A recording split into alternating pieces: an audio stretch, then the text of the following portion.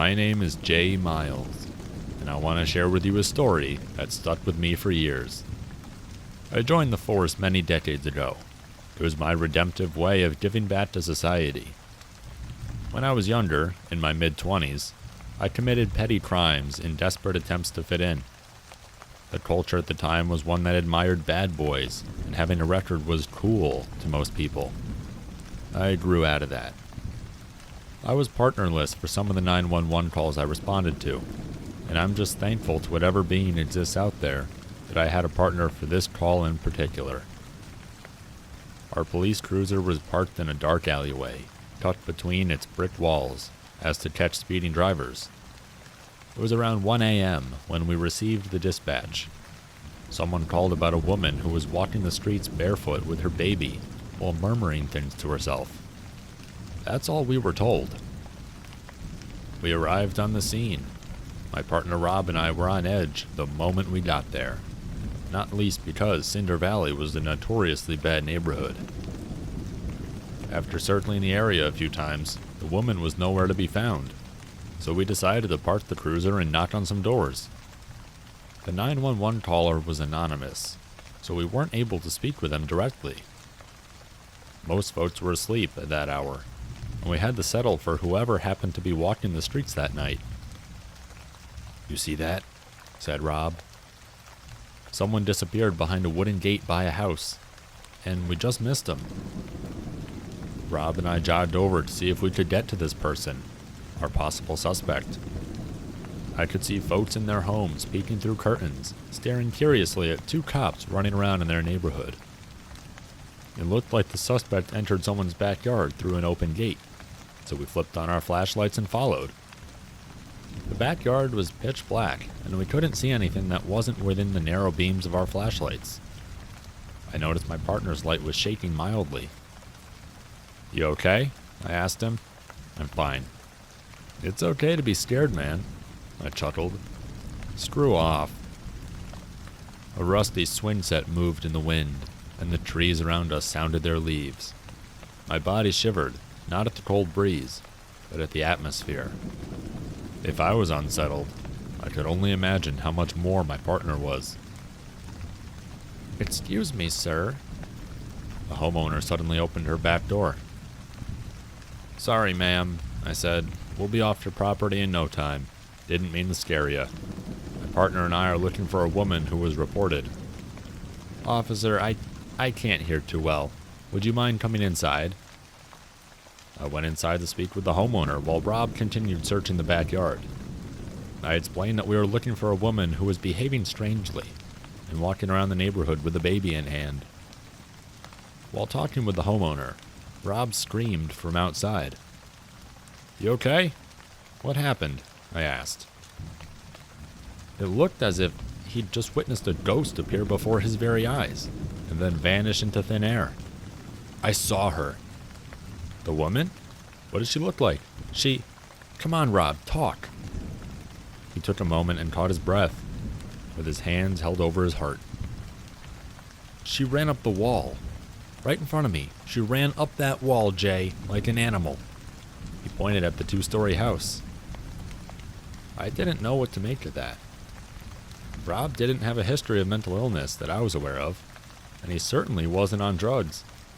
I knew him, and I knew him for a comfortable amount of time to be able to say with confidence that he would never make things up, especially when it was serious, like police work.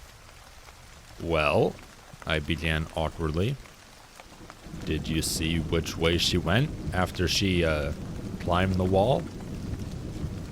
"The bushes, over that metal gate over there," he said, flashing his light at it. "I saw them moving." With our guns drawn, we hopped over the gate and searched the next-door neighbor's property. "Wait," said Rob. "I heard you call for backup. Shouldn't we wait for them?"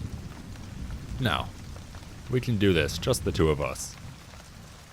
This backyard was even bigger than the other, but it was just as dark.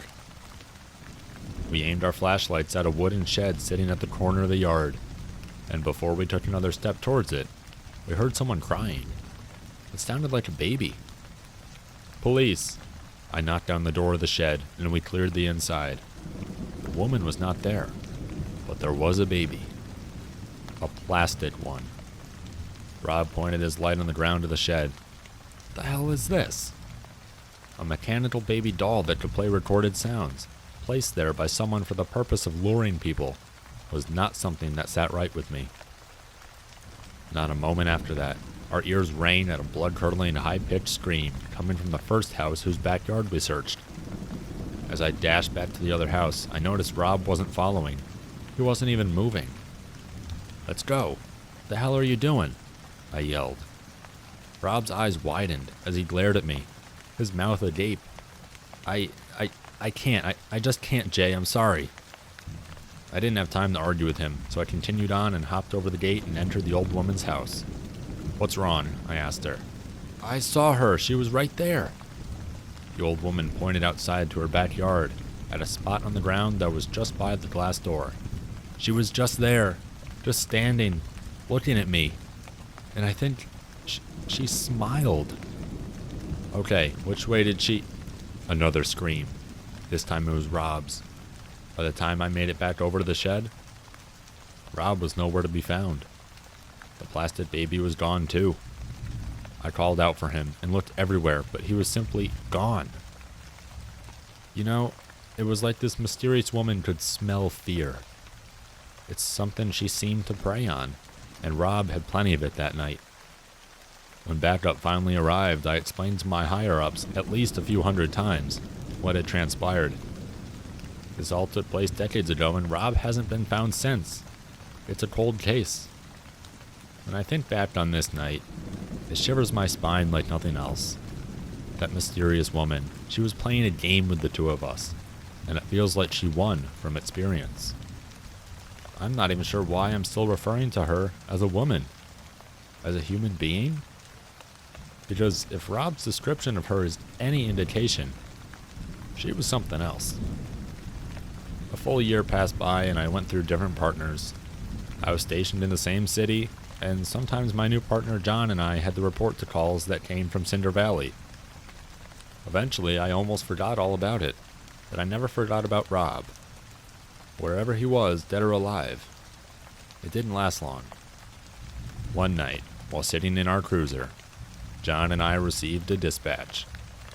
It seemed like another ordinary call, until the operator mentioned something about a woman talking to herself on the street, with a crying baby in hand. If you enjoy Creepy Nights content, let us know. Give us a subscribe, a thumbs up, or in the comments, let us know your thoughts. We'd love to hear from you. Also, check us out on Instagram for more horrifying content. And if you have any stories of your own that you would like me to personally narrate, check out our subreddit. Until next time, my friends.